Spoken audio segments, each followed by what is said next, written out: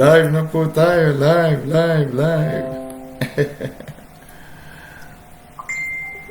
Hello. Nasaan na yung ating... Yun na. Hello. Live na po. Live, live, live. Live na tayo.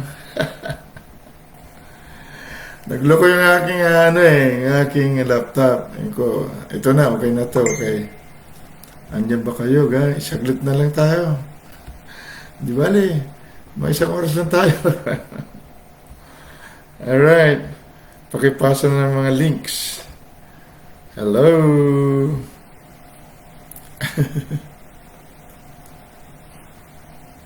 New video. What's that? Hello.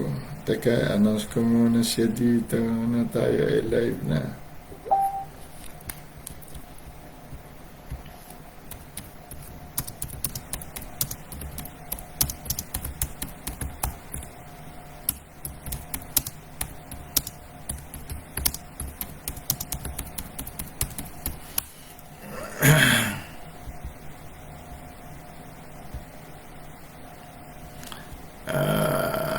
Where are you guys?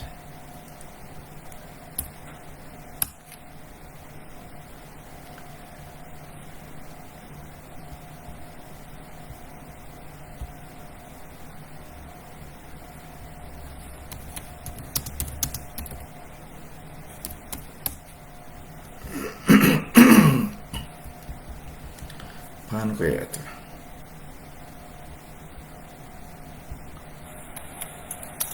Ayun, may boses naman ah.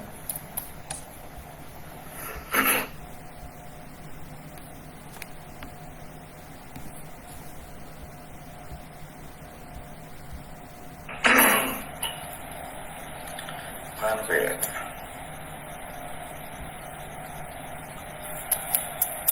Ayun.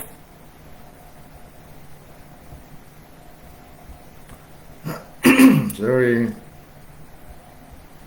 Lumalabas dito ang nangyari. Naka-public ka ba? Naka-public ba ako? Yeah, public naman ah. Alright.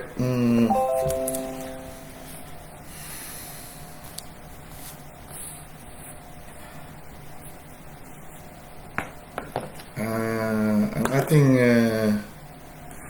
ito pong ating paglalang ay hindi po para sa ano pa mang dahilan. Hindi patuloy nating dinidiscover ang matagal nang hindi pa rin na-discover ng iba. At hindi na-discover ng mga nauna sa atin marahil, o marahil na-discover din nila, hindi lang natin nalaman. So, ang dinidiscover natin palagi ay ang kaibahang ng katauhan o paniniwala sa nakagisna natin na paniniwala. Sorry. Na naniniwala din ako na kapag napalitan ang ating paniniwala, mapapalitan din ang ating buhay. So, kung hindi man kayo makasabay ngayon, ay dapat makapag-replay kayo. Pakipasa po at nang makatulong tayo sa sino man, nasa ministry man siya o hindi, nasa reliyon man siya o sekta, hindi problema. Ha? Kumusta ang aking boses, Pastor Jing? Andiyan si Pastor Jing. Kasi nagloko yung speaker ko eh. Itong laptop na ito kasi. Okay ba? Asan kayo? Walang... Ayan, dalawa. Mamaya, dadami din yan.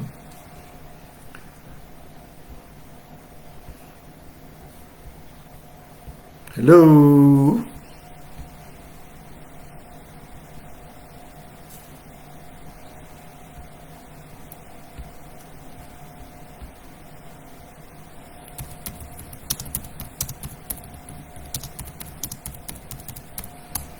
Alright. So, tuloy tayo. Saan tayo tutuloy?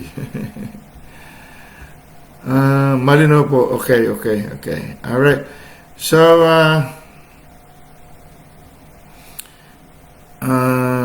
tingnan nyo mabuti. Kasi itong usapin na ito, parang nung ako'y nasa politika. Dati po ako sa politika, guys. Dati tayong political galamay ng mga senador. Kaya dati tayo labas-pasok sa Senado, maging sa Kongreso, at maging sa Malacanang. Kapag ikaw kasi ay nakapasok sa ganyang mga larangan o sa ganyang mga usapin, para ba naging buhay mo yung politika? Nakaka-addict kumbaga. So ito naman ating usapin, ito naman ay usaping panglangit, usaping Diyos. So kung natikman mo ang lasa nito, magkakaroon ka rin ng masasabi nating addiction. Parang ganyan. Alright?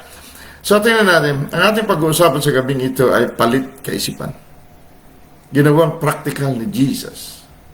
Tingnan natin po, Romans chapter 12, sa mga mahilig lang sa ganitong usapin. Romans chapter 12, direkta na tayo sa verse 2. Ito pagkasabi niya.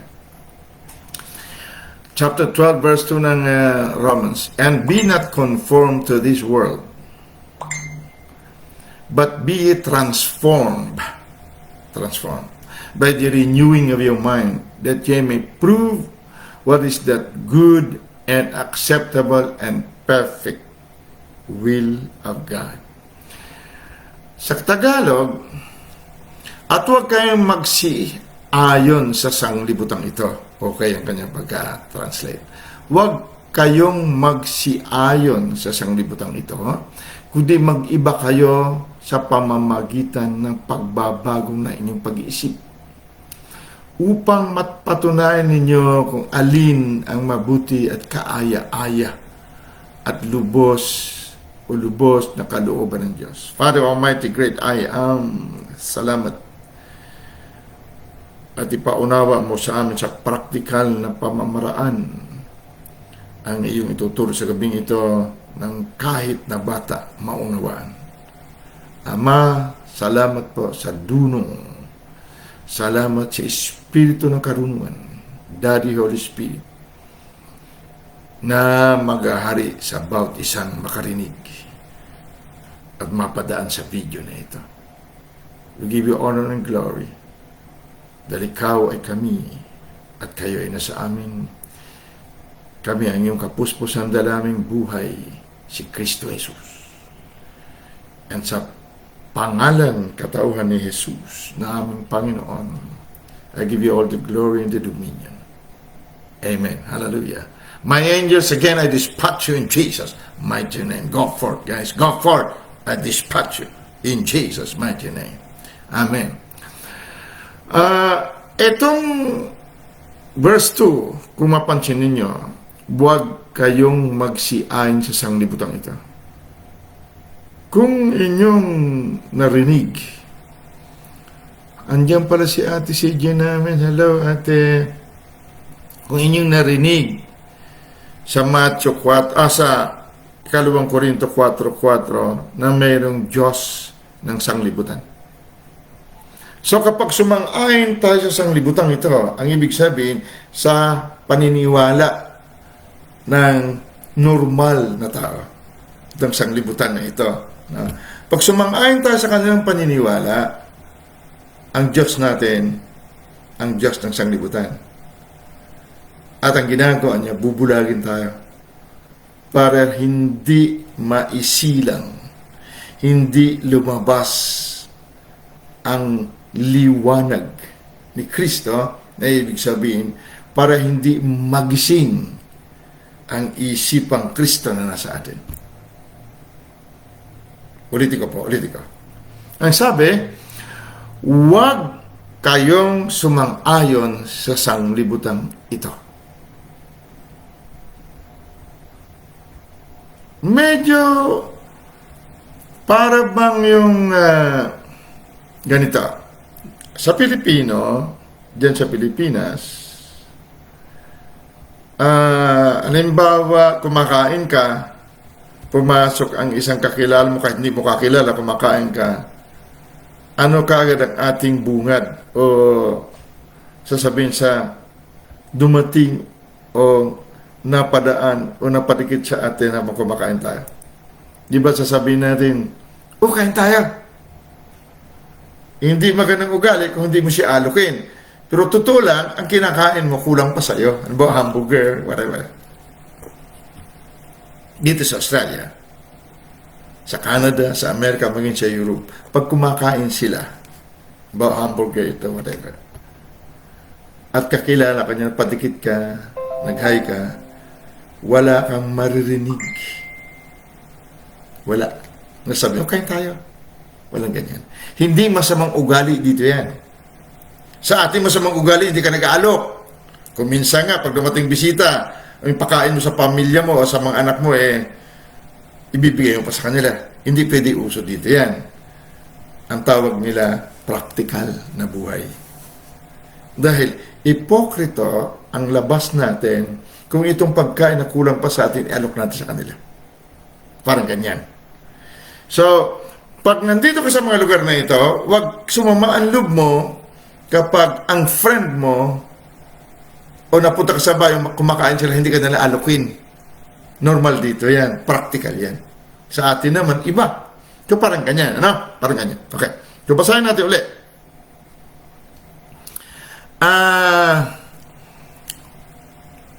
Andyan si Ate CJ, Pastor Jing, andyan si Pastor Ana. Sino pa nandyan? Alright, may 5. Okay. Maging 5 po yan mamaya. Don't worry. Okay. Malina daw sabi ni Pastor Jing. Okay. Alright. Now, ang sabi dito, pakinggan niyo po mabuti ha. Lagi natin nababasa ito pero marahil hindi natin natutukan. Gawin natin practical. Ang sabi niya, sabi doon sa verse 2 na chapter 12, sabi niya, huwag kayong magsiayon sa sanglibutang ito. Bakit? Bakit huwag magsiayon? Tingnan mo itingnan nyo na lang ikalawang Korinto 4:4. Sabi niya, dito basahin ko po, na binulag ng Diyos ng sanglibutan nito ang mga pag-iisip ng mga hindi nagsisisampalataya upang sa kanila huwag sumilang, huwag may panganak, huwag lumabas, huwag mahayag ang kaliwanagan ng Ebanghelyo, ng mabuting balita ng kaluwalhatian ni Kristo na siyang larawan ng Diyos. Kung sumang-ayon tayo sa paniniwala ng sanglibutan na ito, sakop tayo ng Diyos ng sanglibutan. Diablo yan. Kaya niya tayo sinasakop dahil naniwala o patuloy tayo sa kaisipan ng sanglibutan ito. At kung patuloy tayo sa paniniwala ng sanglibutan ito, tayo'y nabulag. Bulag sa kaliwanagan. Hindi sumisilang ang kaliwanagan. Ang nakikita natin dati pa rin. Nag-guess niya pa. So, balik tayo sa verse 2 ng Romans. Sabi dito, magbago. Huwag kayo magsiayon sa sanglibutang ito, mag-iba kayo. Mag-iba. Mag-iba kayo ng inyong pag-iisip upang mapatunayan ninyo kung alin ang mabuti at kaaya-aya at lubos na kalooban ng Diyos. Sa King James Version, sabi niya, be ye transformed by the renewing of your mind. Ang transformation, na kumbaga sa physics ay metamorphosis, ito ay halimbawa ng uod na naging paro-paro. Ang uod, ni talon, hindi siya makatalon. Ginagawa niya gumapang ng gumapang. Pitong uod na ito pwedeng maging paru-paro. Dahil lahat ng paru-paro, uod dati. So pag naging paru-paro na lumilipad na, yan sinasabing transformation o metamorphosis. Gaano kalayo? Na dating uod lang siya, ngayon paru-paro siya. Kung nilalakbay niya ang bundok ng problema ng taon, pagka siya ay naging paru-paro, ilang segundo lang nalakbay niya ang bundok. At hindi siya nahirapan, mas mataas sa bundok. Ganyan transformation. Now, pag sinabing mag-iba, sabi niya dito, be ye transformed by the renewing of your mind. Ang sabi niya sa Tagalog, mag-iba o magbago ng inyong pag-isip. Anong bago? Dati naman, nagising tayo, ang paniniwala natin, imposible yan. Mahirap yan. Hindi mo kaya yan. So, baguhin mo raw. Kung imposible sa paningin mo, teka, baguhin mo lang. Posible yan. Okay? Posible yan. Teka, baka hindi. Linawin natin mabuti, guys. Linawin. Kasi napakaraming sitwasyon sa mundong ito na imposible. Dahil sang-ayon sa ating paniniwala ang sinatawag na imposible. Sang-ayon din sa ating paniniwala ang tinatawag na posible ang lahat.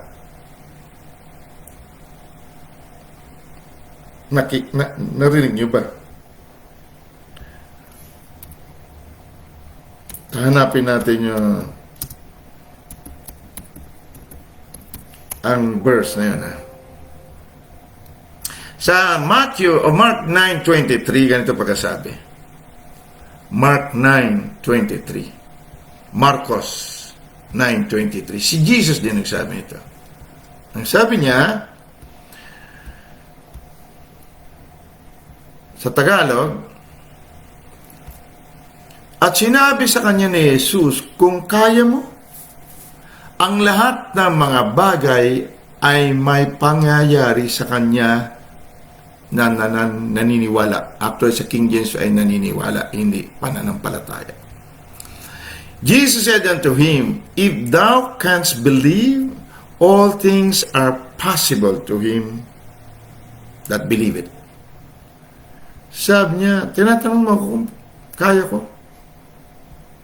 Lahat sabi niya, kaya ng sino man naniniwala. Naniniwala, hindi pananampalataya. Sa King James Version. Kung naniniwala tayo ng sitwasyon ngayon ay imposible, posible po talaga na maging imposible yan.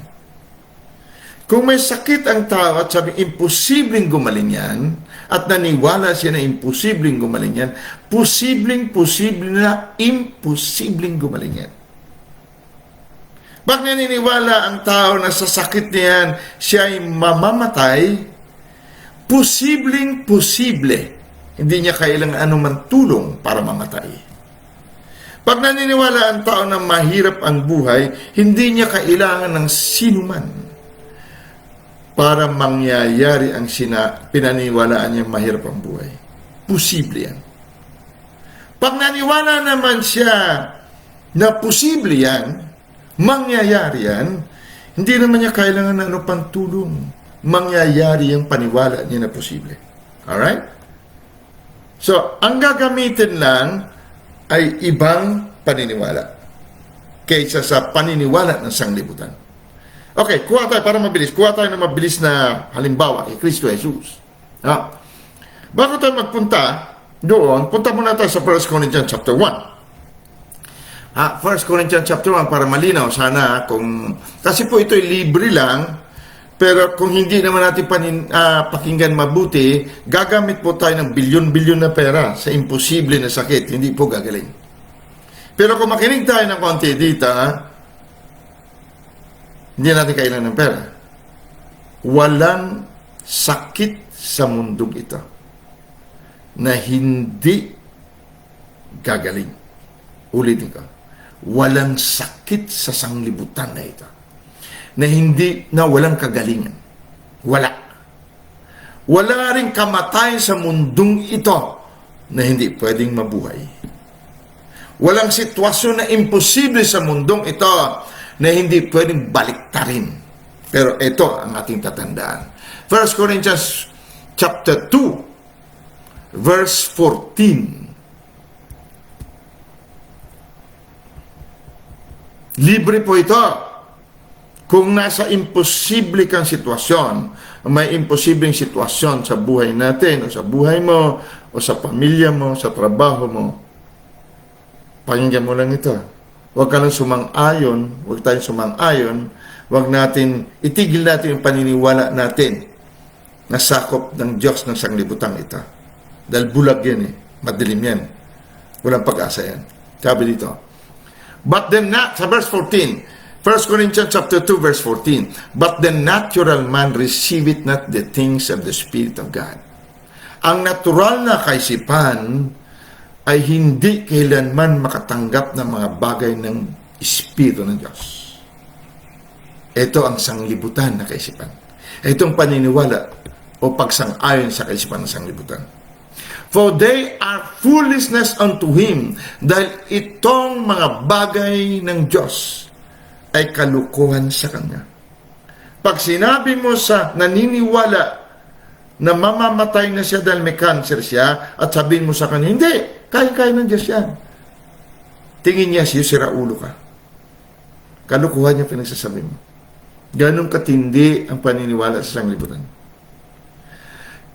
For they are foolishness unto them, neither can he know them.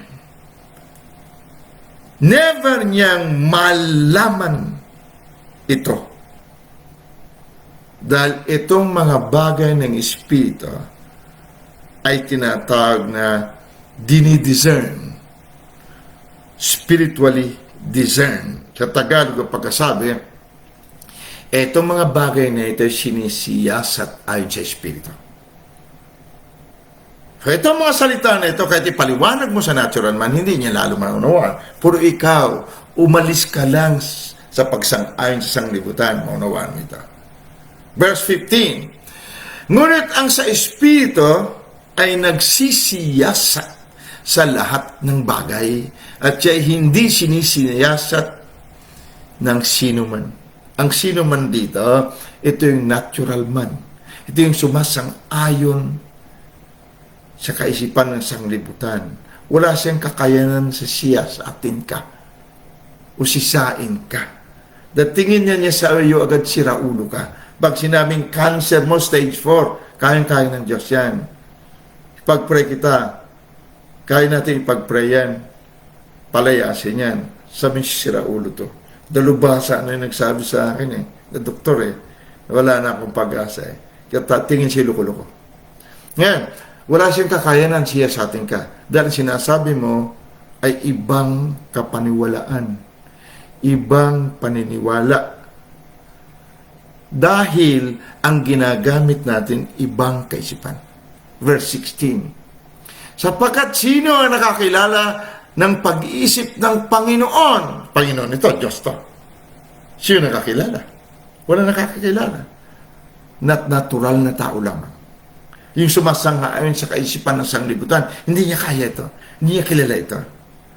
Upang siya'y turuan niya. Wala siya. Wala siyang kakayanan. Parang ang uod, imposibleng masabi niya na ako'y maging paru-paro. No, imposible sa kanya yan. Natural man, ganun yan. Natural na kaisipan. Yung sumasang-ayon sa kaisipan ng sanglibutan, imposible na sabihin niya nakakalipad ako. Pero kung patuloy siyang makinig at makinig ng bagong mga kaisipan, magugulat siya, bukas makalawa, hindi na siya uod. Naging paru-paro nga siya. Datapwat nasa atin ang pag-iisip ni Kristo. Nasa atin daw ang pag-iisip ni Kristo. So, sinabi kanina sa Romans 12 verse 2, magbago kayo ng inyong pag-iisip. Ibig sabihin, kaisipan Kristo ang gamitin natin. Tingnan mo kaisipan Kristo, ha? Okay, pilsan natin. 36 na agad. Tingnan natin kaisipan Kristo. Sigurado may mapupulot tayo dito. Unahin natin. Dito sa Marcos 4, Mark chapter 4, verse 35. Si Kristo ito, si Kristo na ito. Kaisipan Kristo na ito. Si Jesus, may kaisipan Kristo. Sinabi sa atin kanina, nasa atin ang kaisipan Kristo. Nasa atin kung gagamitin natin o hindi. Nasa atin na raw. Nasa iyo na. Kumbaga, nasa iyo na cellphone mo eh. Nasa iyo kung gamitin mo. O hindi. Iwan mo sa bayo, kailan? Nasa iyo. Parang ganyan. Now, Mark chapter 4. Tingnan natin kung anong nangyayari sa Mark chapter 4. Si Kristo ito. Si Jesus, pero ang isip niya, Kristo. Si Jesus, tao. Ikaw at ako, tao rin. Pero ang ginagamit ni Jesus na kaisipan ay Kristo. Ikaw at ako, pag tumanggap kay Kristo, mayroon din tayong kaisipang Kristo. Pero nasa atin kung gamitin natin ito o patuloy natin gamitin ang kaisipan ng sanglibutan. Paniniwala ng sanglibutan. Okay? Kung ayaw natin bumitaw sa paniniwala ng sanglibutan, sakot tayo ng Diyos ng sanglibutan. Alright.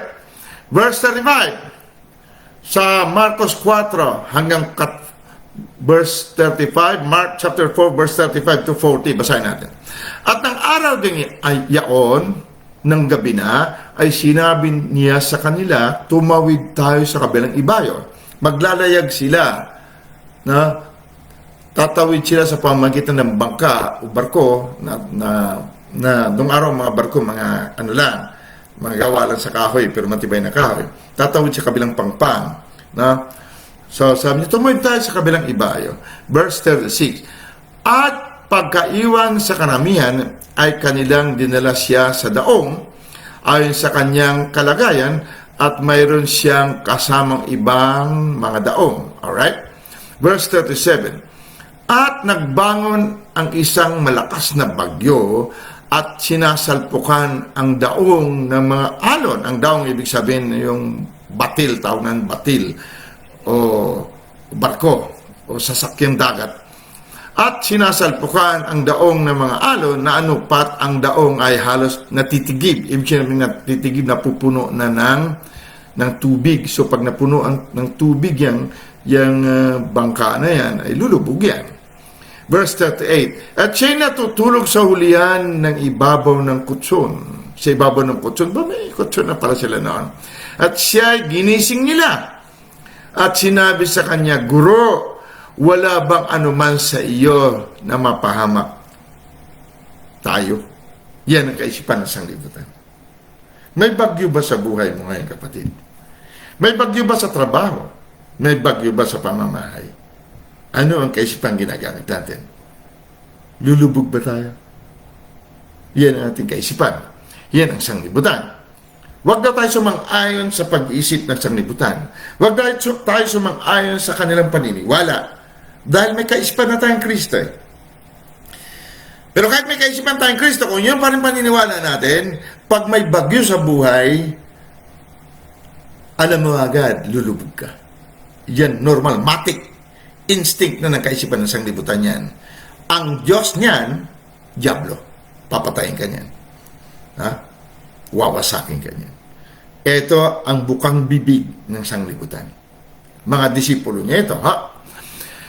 Sabi niya, Guro, wala ba kang anuman sa iyo na mapahamak tayo? Yan ang kaisipang sanglibutan. Verse 39, at gumising siya. At sinuway ang hangin at sinabi sa dagat, pumayapa, tumahimik ka. At tumimpil ang hangin at tumusay na totoo ang panahon. Wala po siyang sinabi na, oo nga, lakas nga, no? Lakas nga ng hangin. Oo nga, delikado nga tayo. Wala kang marinig kay Jesus na gano'n. Sa kaisipan lang ng sanglibutan, meron ganyan. Sa kaisipan Kristo, walang ganyan. Kaya lang marunong tayo sumitas. Imposible ba? Sa sanglibutan lang yan. Sa kaisipan Kristo, walang ganyang salita. Wala siyang narinig kay Kristo na, lakas na nga, naku, puno na pala, wala kang marinig sa ganyang salita. Sa kaisipan Kristo. Okay? Sinaway lang niya.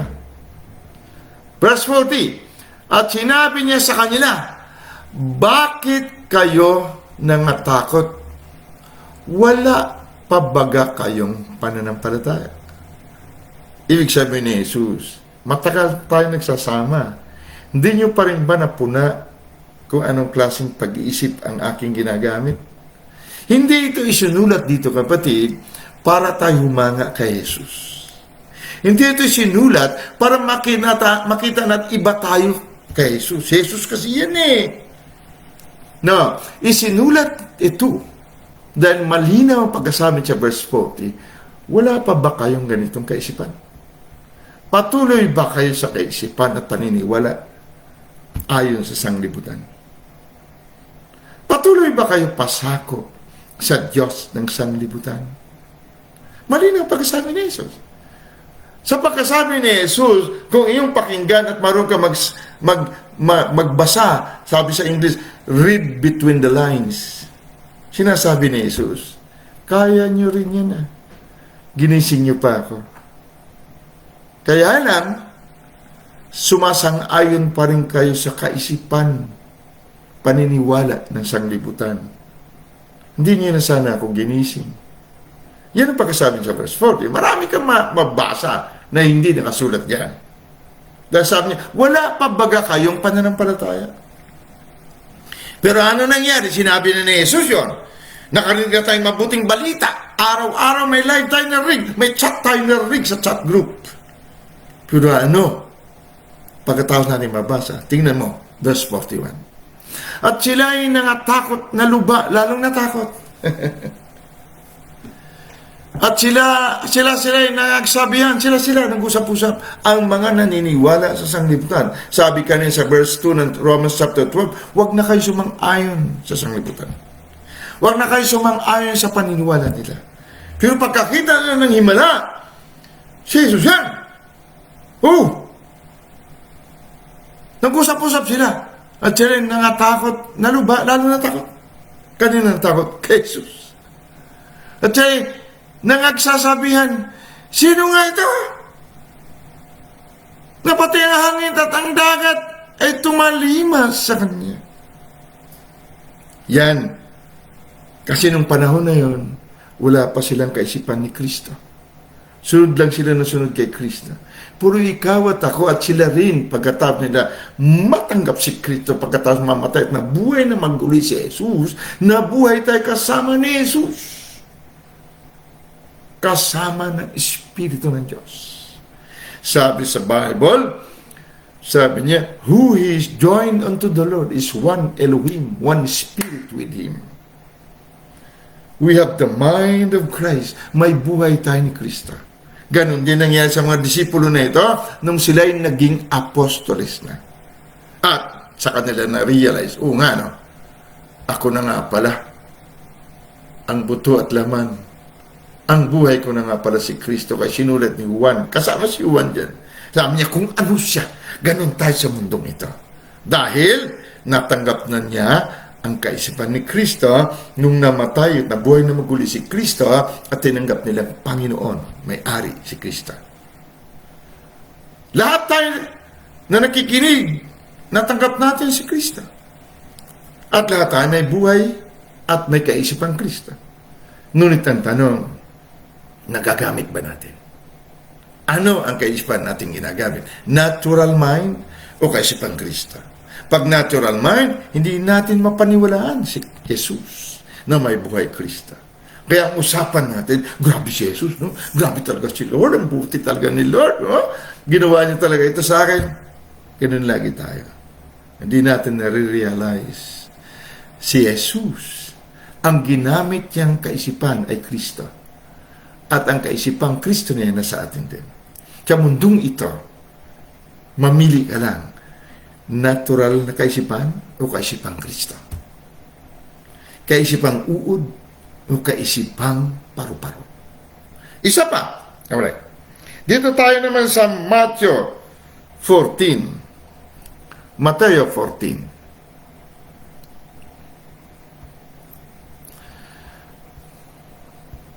Mayroon ka bang imposibleng sitwasyon, kapatid? Lumulubog ka ba? Halos natitigib na ba ang bangka mo? Ikaw lang at ako nagtitigib niyan, kapatid. Verse 23. Huwag mo sisihin ang Diyos o ang demonyo. Ang ating pagsang-ayon sa paniniwala ng natural man o sanglibutan ang lumulublob sa atin sa pagnanakaw ng dyablo, pagpatay at pagwasak. Sabi niya, baguhin mo lang ang iyong pag-iisip. Iwanan mo yung nakagisnan mong kaisipan. Verse 22, tingnan natin, ha? Matthew 14, verse 22. Hanggang sa 33. At pagdakay, ipinagmadali niya ang kanyang mga alagad na magsilulan sa daong. Ito na. At magsiuna sa kanya sa kabilang iba. Ibang pagkakataon naman ito. Sige, sabi niya, lumulang kayo sa inyong daong, sa inyong sasakyan dagat, okay? At tumawid kayo doon. Okay? Hanggang pinayaon niya ang mga karamihan. Ganun din, may mga ibang bangka rin kasama.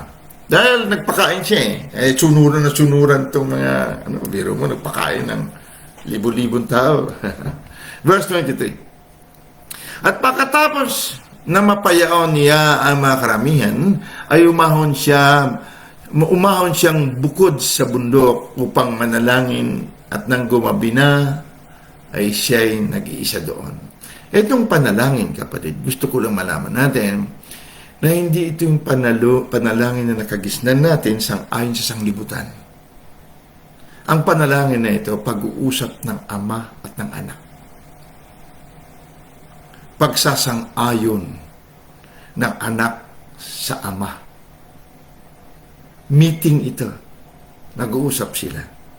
Halimbawa, sinabi ni Jesus, Ama, gusto ko ipakita na ngayon ang kahayagan ng ating kaisipan dito sa mga disipulo ko.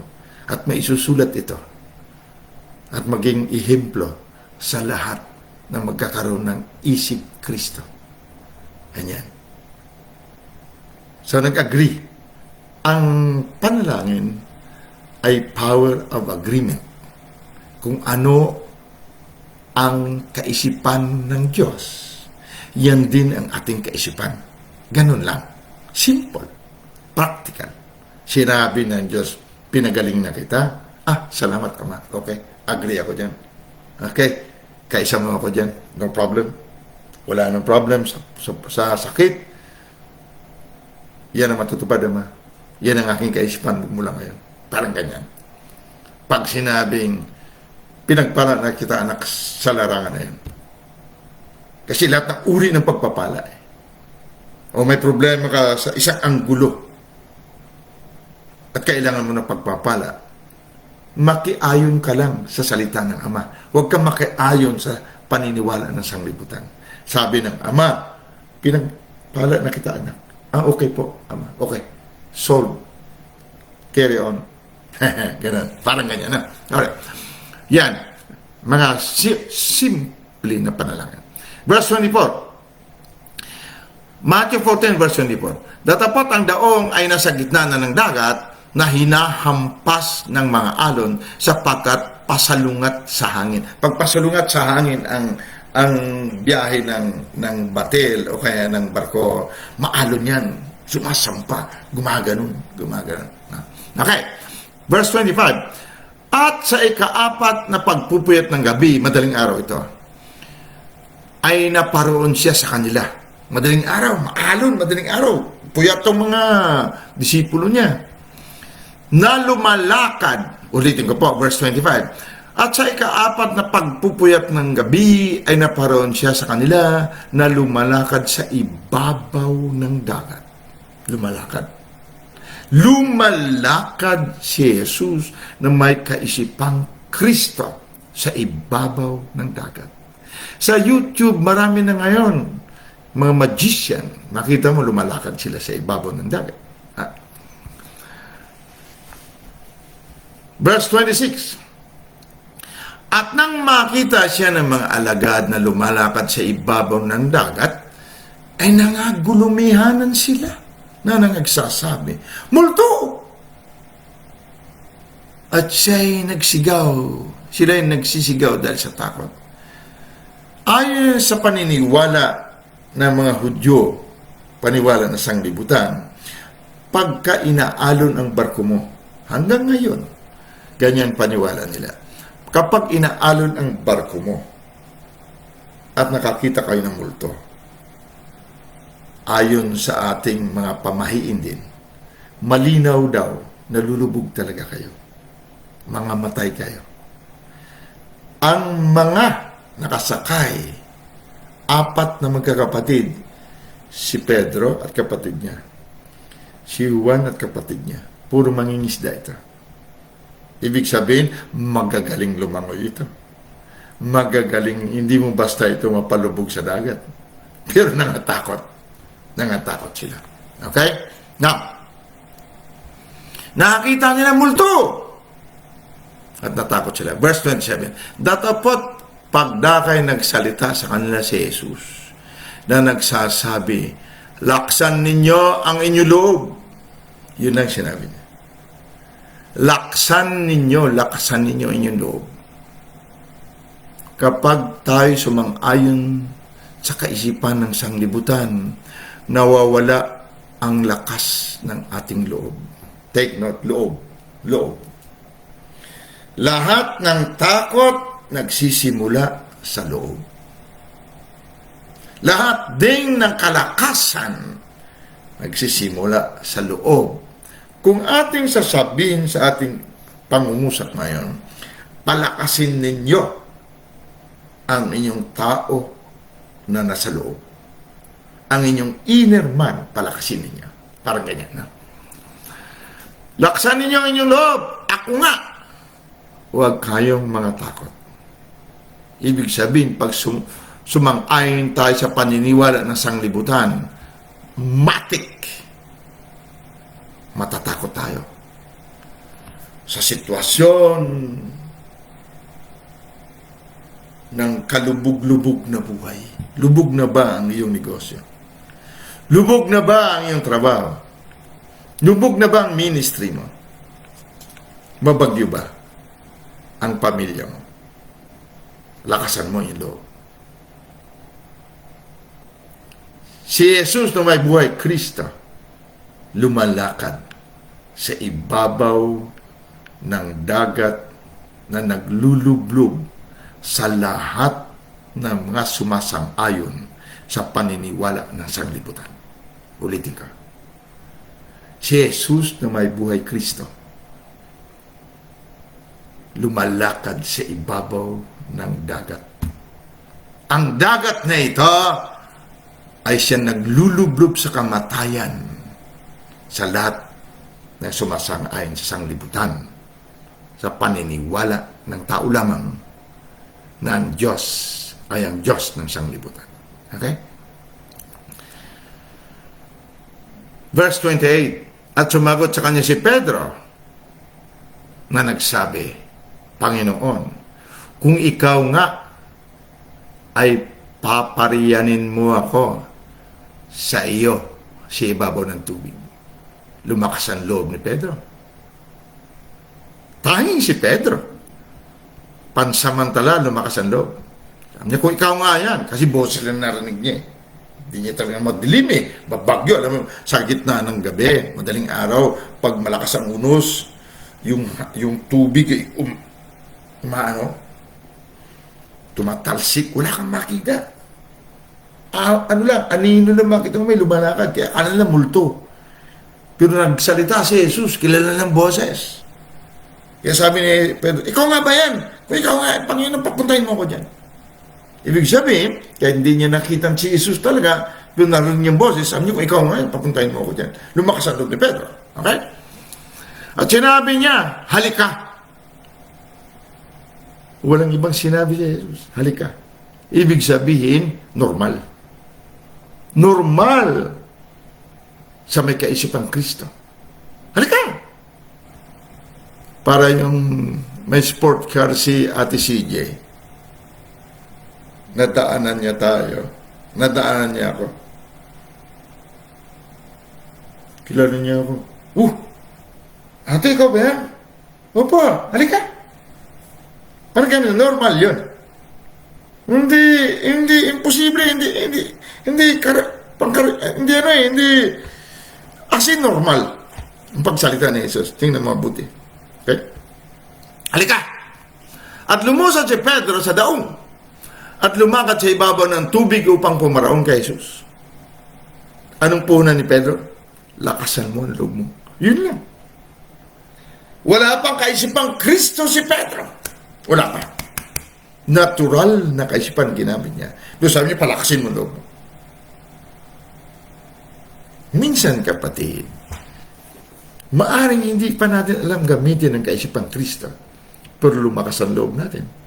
Nangyari na ba sa'yo? Palagay ko, lahat tayo may nangyaring ganyan. Lumakas ang loob mo.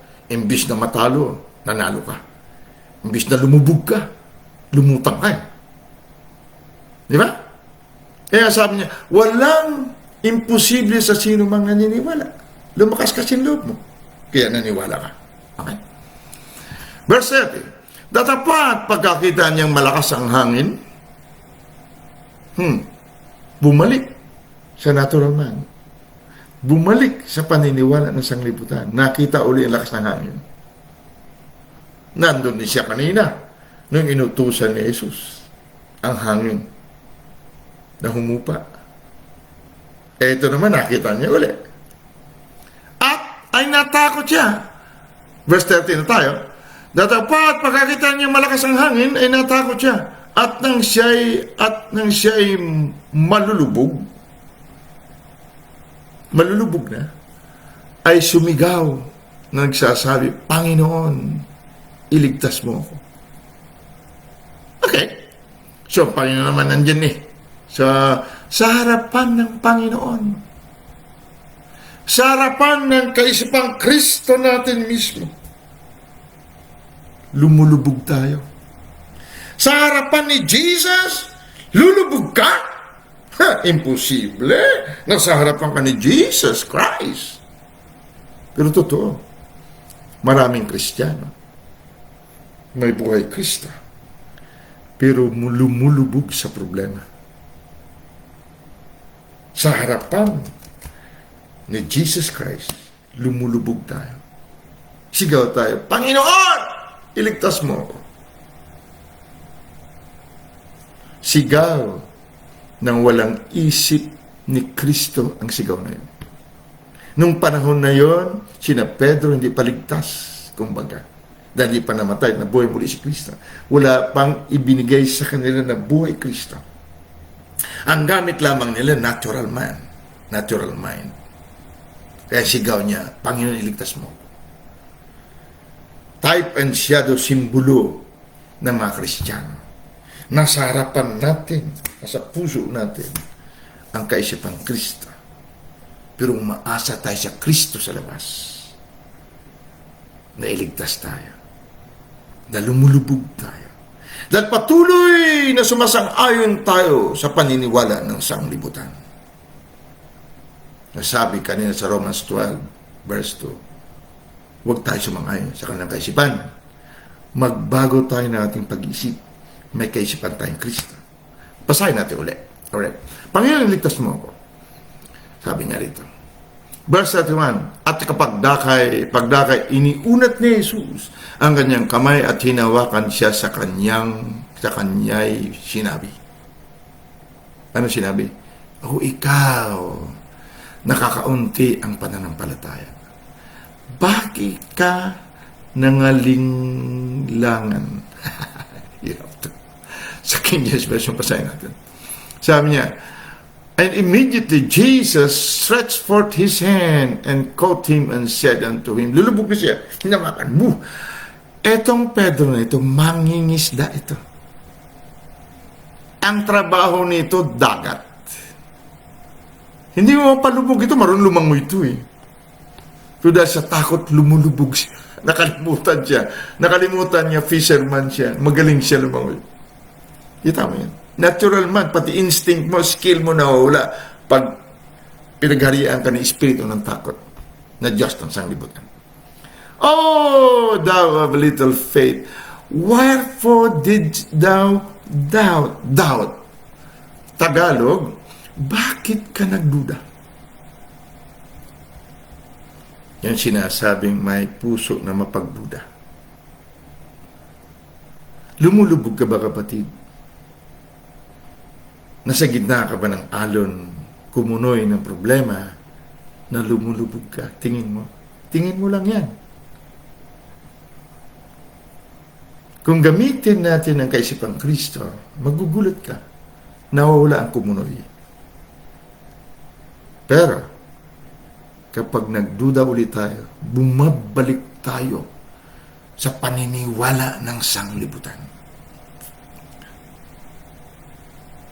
Mabuti na lang may narinig tayo mabuting balita na kaisipan ni Kristo. Ito, huwag tayong magduda. Dahil ang pagdududa, pagbabalik sa paniniwala ng sanglibutan.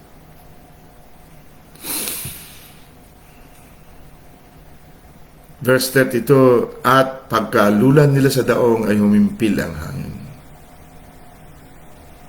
At ang mga nasa daong ay nagsisamba sa kanya na nangagsasabi, tunay na ikaw ang anak ng Diyos. Tunay na ikaw ang anak ng Diyos. Anak ka ba ng Diyos? Napatunayan mo na ba na tunay kang anak ng Diyos? Napatunayan mo ba na anak ka ng Diyos? Lahi ka ng Diyos. Ang buhay mo, Diyos. Kaya ka tinatawag na anak dahil ikaw ang nakikita na buhay ng ama mo. Pag sinabing anak ng Diyos, may buto at laman. Kaya sinabi ni Jesus, magalak kayo kaya ako'y aalis, babalik ako sa ama. Ibig sabihin si Jesus at ang ama isa na. Babalik ako at kung saan ako naroon kayo. Kung ano ang aking kamalayan, ang aking consciousness of being, ganyan din kayo. Para kung saan kayo, naroon din ako. Kayo na ngayon ang nakikita, buto at laman, kaya kayo nga na ngayon ang mga anak. Pag hindi na kayo nakikita, katulad ko, kaisa na ako ng ama na hindi nakikita. Pero nakikita ang ama kaya pamamagitan ng anak. Kaya tinatawag na anak ng Diyos. Dahil nakikita siya sa mundong ito. Mapapatunayan lamang ito kapag ang kaisipan ng anak ng Diyos ay nagamit natin. Nahahayag ang anak ng Diyos. Tunay na ikaw at ako ay anak ng Diyos. Tunay yan. Kapag nagamit natin ang kaisipan Kristo at huwag na tayo sumang-ayon sa kaisipan ng sanglibutan. Ano ang nangyayari sa paligid mo? Sa pamamahay, sa ministry, sa buhay natin. Sang-ayon yan lahat sa sanglibutan na paniniwala kung lahat yan ay kabigatan, kung lahat yan kadiliman. Pag nabago natin ang ating kaisipan sa pamagitan ng paggamit ng mabuting balita, para kang tulog na biglang nagising. Panaginip lang pala yung kanina. Nakaranas ka managinip? Akala mo totoong-totoo. Pagising, salamat. Salamat. Panaginip lang pala. Lahat ng dilubyo sa buhay, kapatid, isang panaginip lang kapag ikaw at ako'y nagising. Ang kaisipan nung natutulog ka kanina, kaisipan ng sanglibutan, kaya akala mo tunay. Pero pag nagamit ng mabuting balita, bigla ka nagising. Pagtingin mo, wala naman pala eh. Ganyan po ang paggamit ng kaisipan ni Kristo. Isa pa, para matapos na tayo. Ano oras pa tayo nagsimula? Doon naman tayo sa Matthew 14. Baba tayo. Sa Matthew 14 pa rin. Matthew 14 pa rin tayo. Simulan naman natin dito sa verse 14. 14. O 13. Verse 13. Dito pa rin tayo sa Mateo. Nang marinig mga ito ni Jesus ay lumigpit sila mula roon sa isang daong na nasa isang dako o isang dakong ilang na bukod. At nang mabalitan ito ng mga karamihan, ay nangaglakad sila na sumunod sa kanya mula sa mga bayan. Pag narinig nila si Jesus, itong kaisipang Kristo, kapatid, pag nagamit natin, wala tayong magagawa kundi susundan tayo ng tao, ng natural na tao. Dahil ito ang pagpapala sa mundong ito, ang kaisipang Kristo. Pag nagamit natin ang kaisipang Kristo, lahat ng mga natural man na nangangailangan, susundan tayo. Dahil alam nila, iba tayo. Pero sila din naman, pag nagising, ganoon din sila. Kaya tayo nagtuturo ng ganito. At siya lumabas at nakita ang isang malaking karamihan at nahabag siya sa kanila. Nahabag. Minsan naglalakad ako mula sa Intramuros, mayroon akong opisina dyan ng araw. Naglalakad ako mula sa Intramuros, papunta doon sa sakay ng tren. May mga nagtitinda sa paligid, mga vendors. Nakikita ko kasi vendor ako nung araw. Sabi ko, alam lang sana ng mga vendors na ito kung sino sila. Nakikita ko, dala-dala mga anak maliliit, nandun nakalapag sa simento. Sinapinan lang ng isang basahan. Mga iling ako. Nagtitinda ng gulay kung ano-ano. Kasi hapon na. Pinapayagan na sila magtinda. Sabi ko, alam lang nila kung sino sila. Ganito ang pakiramdam ni Jesus. Nabag sa kanila. At pinagaling niya ang sa kanila ay mga may sakit. Normal. Sa kaisipang Kristo magpagaling ng mga may sakit. As in normal. Parang katulad kanina tinawag si Pedro. Halika. Wala siyang sinabi na, sige pero, dagat ito. No, wala sinabi si Jesus na gano'n. Halika. Katulad din ito.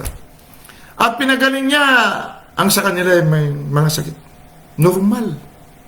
Magpagaling ng sakit. Sa may kaisipang Kristo. Hindi mo kailangan espesyal na ano pa mang pananampalataya. Gamitin mo lang ang mabuting balita na kaisipan ni Kristo. Alright?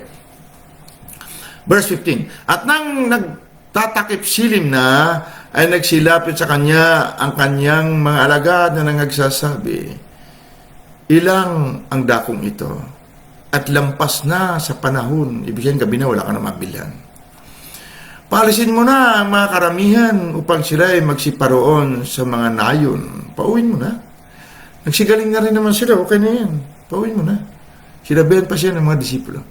At sila ay mga kabili ng kanilang makakain. Yan ang kaisipan ng sanglibutan. Hindi masama, di ba? Pero normal na kaisipan ng sanglibutan yan. Pero tingnan mo, hindi ganyan kaisipan ni Kristo.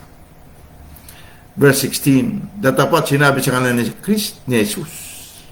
Si Jesus na may kaisipan Kristo. Hindi kailangan sila ay magselis. Bigyan ninyo sila ng makakain. Bigyan ninyo. Sino sinabihan magbigay? Ikaw at ako. Wala pang kaisipan Kristo itong mga ito.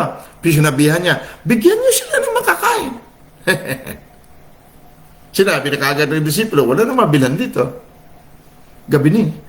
Sa probinsya kasi ganyan no? Pag gabi na, wala na.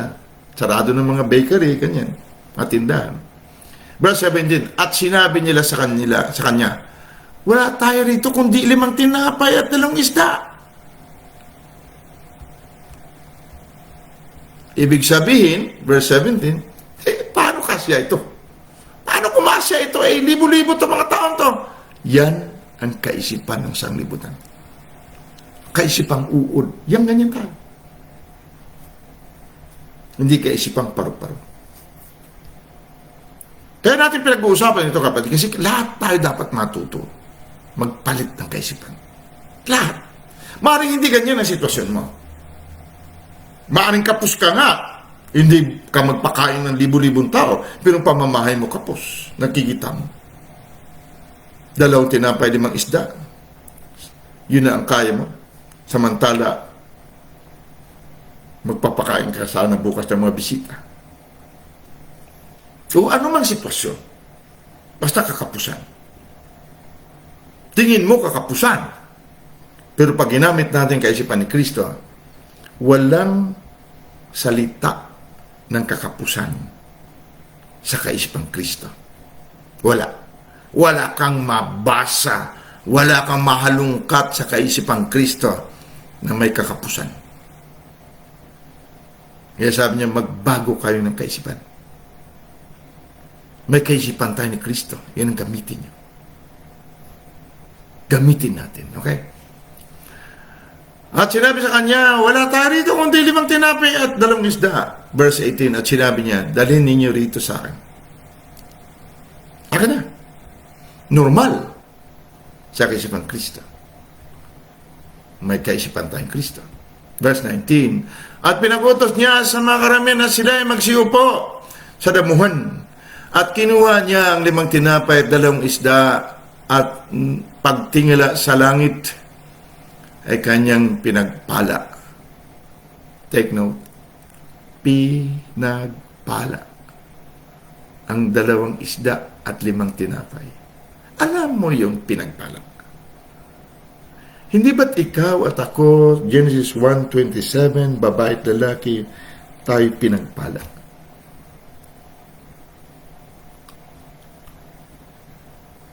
Pag sinabing pinagpala, baka akala mo nag-iisa ka. Pero sabi niya, pag pinagpala tayo, balikan mo Genesis 1:27, ha? Magpakarami kayo. Paano ka dadami? Kung ang ating paniniwala ay ayon sa paniniwala ng sanglibutan, kapos tayo. Ibig sabihin, ang mga pinagpala nagmumultiply ayon sa kanilang paniniwala sa loob. Bakit di niya na-gets? Basahin natin ulit kay Kristo, ha? Sabi dito. And he commanded the multitude to sit down on the grass and took the 5 loaves and the 2 fishes and looked up to heaven. Bakit siya tumingala sa langit? Bakit? Nasa katawan si Jesus. Isinulat ng mga disipulo ang kanyang aura. Ano ang posture? Tumingala daw eh. Tao ito! May kaisipang Kristo. Pero tumingala sa langit. Lagi nating kaisipin pag gumamit tayo ng kaisipang Kristo, tagalangit tayo. Ulitin ka. Sabi ni Kristo, kayo taga-ibaba. Ako ay taga-itaas. Mga taga-itaas lamang ang makakapag-multiply at makapag-bless. Kaya siya tumingala at naisulat sa Bible. Ang ibig sabihin, kapatid, ikaw at ako, pag naggamit mong kaisipang Kristo, tagalangit ka. Ang mga tagalangit ang sumasakop ng lupa, kapatid. Ikaw at ako ito. Mayroon ba kakapusan sa pamamahay mo? May kakapusan ba sa paligid mo? Alam mo bang tagalangit ka? Ipinanganak ka mula sa itaas. Kaya kayo at ako taga-itaas. Lagay nating maging kamalayan. Consciousness of being na tayo tagalangit at tayo pinagpala. Hindi tayo pinagpala, kundi pagpapala na. Dahil tayo mismo ang nakikita na pagpapala. Magawa pa natin ito? Kaya natin. Bakit hindi? Sabi sa Tagalog, at pinagutos niya sa karamihan na sila ay magsiupo sa damuhan. Upo. Relax. Ako bahala sa inyo. Nasabi ba natin yan? Kapag tayo nasa kaisipan ng sanglibutan, hindi natin kaya yan. Naku, magsiuwi na po kayo. Gabi na po. Wala po tayong dalang tinapay, pagkain. Ganon, di ba? Parang ganyan. Parang kumbaga sa anak mo, anak, matulog na lang po tayo, minom tayong mainit na tubig. Wala pa tayong pagkain. Ngayon ako nabasang kwenta, totoo nangyari sa Amerika. Gugutom ang anak niya. 2, 3 yata anak. Mommy, I'm hungry. Okay. Nag-set siya ng table. May ano yung mat, may plato, may kutsara. Hindi sila gumagamit ng kutsara, tinidor pala. Tsaka, okay, upo. Sabi naman ako, Mami, saan ang pagkain? Wait a moment. It's coming. Ganun ang paniniwala ng nanay. Maya, may kumatok. Hindi inabot na 3 minuto. Kumatok sa pinto. Pagpasok, may dala-dalang pagkain. Dala ko sa inyo, ito. Kompleto. Nilagay sa gitna, kainan sila. Ganun kasimple. Nangyari na ba sa buhay nating kakapusan na sumurinder tayo dahil ang ating paniwala na sanglibutan? Imbis na tayo manampalataya, bumigay na lang tayo at natulog sa kahirapan. No, hindi dapat ganyan. Baguhin natin ating kaisipan. Okay? Sabi niya, bagutos na sa makaramihan na sila magsiupo sa damuhan at kinuha niya ang 5 tinapay at 2 isda at pagtingala sa langit ay kanyang pinagpala at pinagputol-putol at ibinigay ang mga tinapay sa malagad. Pinagpala niya. Ibig sabihin, pag pinagpala mo yan, tandaan mo, wag mo i-bless na, bless this food, O Lord, bless this food. Yes, but do you know, alam mo ba, kung ano ang kapangyarihan ng nagbe-bless ng food? Pwede mo bang sabi, I bless this food? Pero ang iyong loob, paniniwalang Kristo, magmumultiply ito. Dahil ako'y taga-itaas. O baka binibless mo lang dahil sang-ayon sa paniniwala ng reliyon. Huwag kayong kumain nang hindi kayo nag-pray. Hindi masama. Marami pa sila ang aso hindi nagpipray. Buti pa aso nagpipray. Na, kapatid, paniniwala ng sanglibutan kahit sabihin pang sekta o reliyon ang nagsabi. Ang blessing ng food, kapatid, ay aksyon ng mga Diyos. Ulitin ko. Pag nag-bless ka ng anumang bagay, yan authority to multiply, to sanctify. Yan ang kapangyarihan para dumami at binabanal ang anumang pinagpapala niya. At yan ay aksyon. Yan ang nakikitang kaisipan ng Diyos.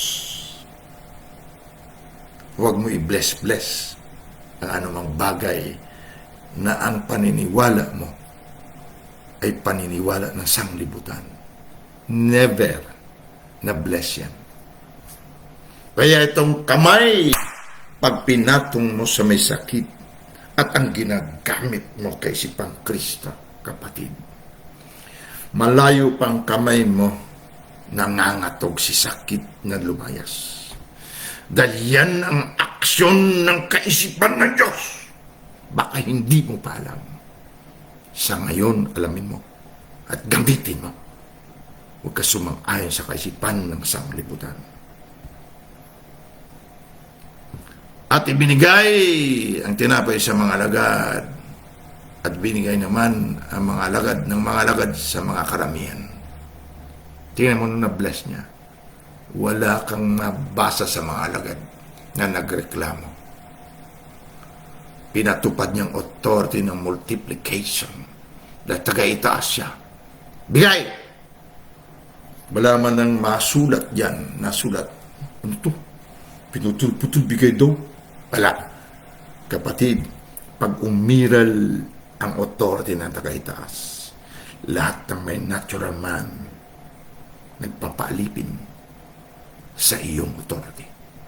Maging ang dyablo, maging ang sakit at kahirapan, magpapasakop siya sa authority. Kaya sabi ni Jesus, ang sino mang sumampalataya sa aking pangalan, magpapalayas ng dyablo. Magpapagaling ng may sakit. Kumain man siya ng anumang lason, hindi siya maano. Kaya maraming din nagpapaturok sa vaccination dahil takot. Hindi nila alam kung sino sila. Sumasang-ayon sa kaisipan ng sanglibutan. Ano man yung lason na tuturok sa atin. Kay Huda kung sino siya. Basta! Tumingala ka sa taas, alalahanin mo, taga-itas ka, taga-langit ka. At ikaw'y bless. Ang nagsikain, verse 20, silang lahat ang nangabusog at kanilang pinulot ang lumabis na pinagputol-putol na 12 bakol na puno. Sa mga example na ito, may sinulat dito. Hindi ito sinulat, kapatid, para humanga tayo kay Kristo o kay Jesus. Dahil siya yun, tayo-tao lamang. Yan ang kaisipan ng sekta sa libutan. Kaya sinulat ito, dahil darating ang araw, ikaw at ako, may buhay Kristo, may kaisipang Kristo na dapat gamitin para hindi na tayo sumang-ayon sa sanglibutan ito.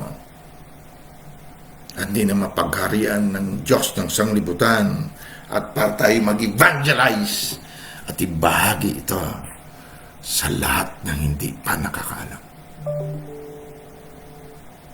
Kaya mo?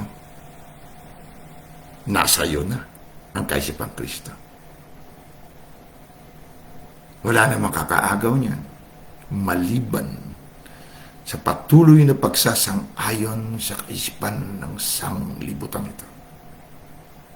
Gusto mo maging ud habang buhay, depende sa iyo.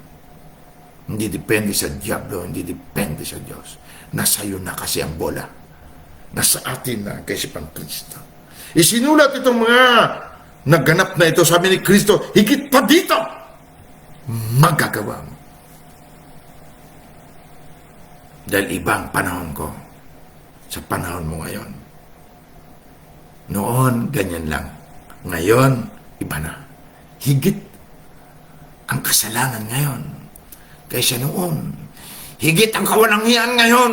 Higit ang panlilinlang ngayon kaysa noon. Kaya sabi niya, kung paano tumatambak ang panliling ng kasalanan, lalo't higit dumadagdag ang pagkahawang banal.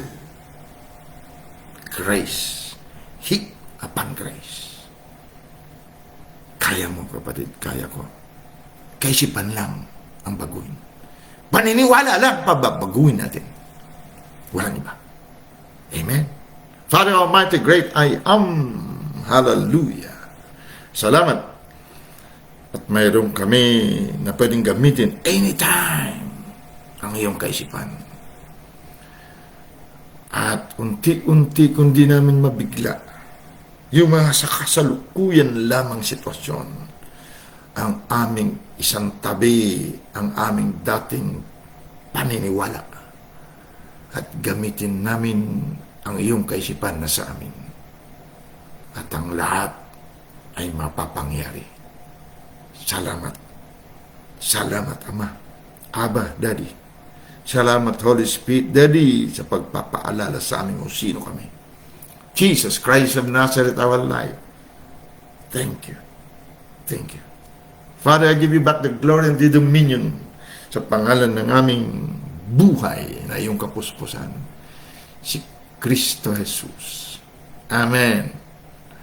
Angels, I will bless you. My angels, I bless you. Go forth, guys. Go forth, I dispatch you now. In Jesus' mighty name. Amen. Guys, I hope you get it. Gustong-gusto ko ibaba. Sina Ate Ann, magaling dyan. na Ate CG, magaling Ate Jen. Magaling sila ibabato mga teaching na ito eh. Pero hanggang doon lang ang kaya ko eh, no? Sa kasalukuyan, kayo na bala magbaba sa inyong nasasakupan. Sorry, nag-extend tayo ng konti. I love you guys. Remember, baka meron pa tayong mga mindset na hindi pa natin isang tabi. Umpisa na natin. Okay? I love you.